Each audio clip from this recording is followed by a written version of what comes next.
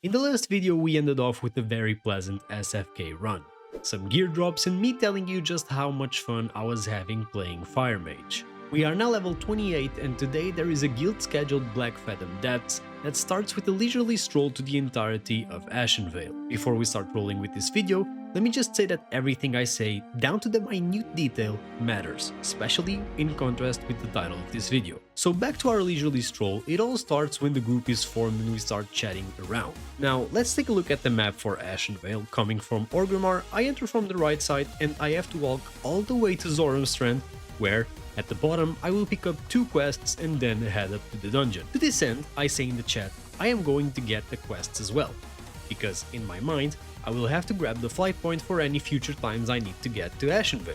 That's when I get the answer, can share them, to which I answer, yeah, but I'll grab the flight point just in case. Immediately, I feel it. I might have woken up on the wrong side of bed that day, but I sense a disturbance in the force. You have to go back to the flight point with the pre-quest. In my mind that reads like, it doesn't matter if you go now, we will just share the quest and return there at the end. Not wanting to ruin the vibe, I choose not to answer, walk up to the beautiful sunset of Zoramstrand, grab my flight point along with the 2 quests and start heading to the dungeon. At this point in time, the group is formed and I'm not even mad yet, quite the contrary, excited to tackle yet another dungeon where I can show off the absolute powerhouse that is Fire Mage. I walk to the dungeon, go down the stairs, take a swim and meet up with the group as they are doing some pre-quests in the area outside of the dungeon. While waiting for the few remaining people to arrive, I start progressing on this quest to pick up 20 gems. But honestly, it's no big deal, and since our group member mentioned we had to go back anyways, so it's no big deal, can just do it on the way out. Now we're inside the dungeon. And this is where I start to go crazy as I can feel the passive aggressiveness and the rage baiting getting to me. Because something might have not been clicking in my head when I read this stuff. While I didn't catch the beginning of this next conversation in the video, one member asked if we were going to do the gems quest now and finish it for everyone. Immediately I found the question weird, as we were already inside, so I answered, we'll just do it on the way back. And this is where I start absolutely flipping, despite not showing it in-game. It means having to come back again, but okay, lol. And this is where every detail mattering starts to build up. Now think this up with me. I just took a stretch through the entirety of Ashenvale that took me 15 minutes. And contrary to this person's suggestion, I grabbed the Zoramstrand flight point. So I answer, you said it yourself. You have to go back and hand it in anyways. To which I get these answers. Already I'm fuming, so the suggestion from these absolute specimens was that they could just probably Hearthstone out while I, following their suggestion, with 1 TP rune, wouldn't have the flight point and had to either TP to Orgrimmar and walk all the way back again, because there is no way I was fighting my way through every single elite in that cave back. So what was the thought process here? Nevertheless, it might have been a mistake, and I'm an adult playing a 21-year-old game, so I progress with a good feeling that this is going to be a half-decent run. Very good feeling about it. Make our way through the jumping puzzle and I'm pumping scorches like there's no tomorrow. Kill the turtle boss and that's done.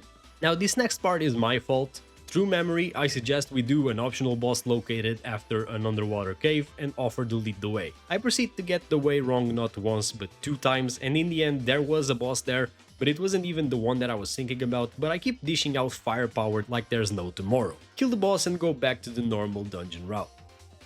I notice literally no one waits for me to drink before a pool, and that's alright, I just know they are scared I'm going to burn their screens in with how I'm pumping my way through this dungeon. I see a weapons crate, suggest we roll for it, only one person decides to roll for it, the others pass, I win, and that's a free 15 silver for me because these people just don't understand what business is about. As we are progressing through the dungeon, I am absolutely feeling myself. People are mostly silent, but I'm dishing out tons of damage, so I already know I am going to die by my. As we kill the boss, we click an altar that gives you a buff with bonus frost damage and intellect, and I make it a point to prove that no matter how many buffs you get, fire is where it's at. Proceed to the dungeon and there I am, always topping that chart, pumping out straight fire, no frost, and the game decides to hand me not 1 but 2 10-slot bags because he knows that I'm fire not only in damage but in my economics. Further down the line, I remember another optional boss and suggest we do it, to which I get an amicable answer and start feeling like we're all chill again. More pumping. I don't top the charts, so you know I have to go ahead and pull completely skippable mobs. The tank goes off and decides to do his own thing, I am pumping the charts, tank is fighting his demons, more mobs come from the Shadow Realm, but somehow we don't die.